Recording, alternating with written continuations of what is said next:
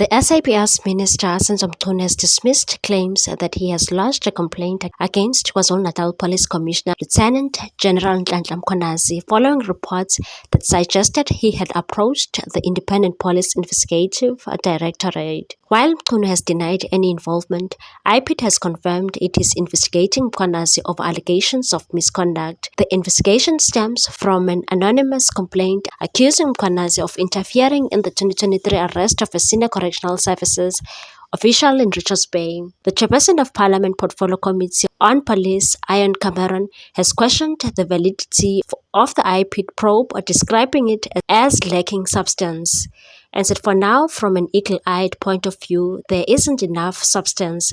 Cameron said in an interview with the Newsroom Africa, and said everything in IPID's statement is purely allegations. We can't just suspend someone based on an anonymous report.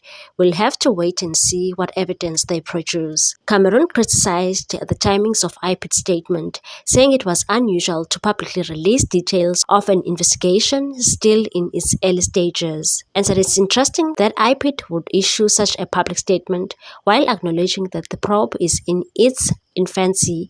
You would expect a preliminary statement to have more depth when dealing with a high-profile case like this. It's crucial to establish the facts before making strong public declarations.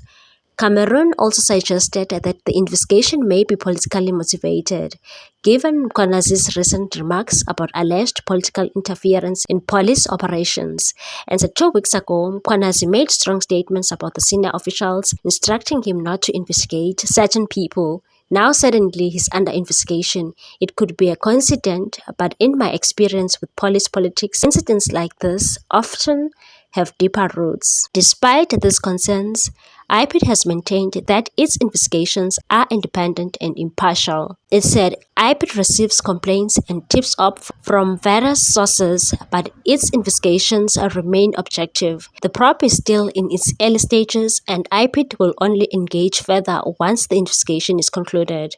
Mkhwanazi has been asked to submit a sworn statement regarding the allegations by March 19. What's your take on this one, people? Thanks for watching. Please subscribe for more news.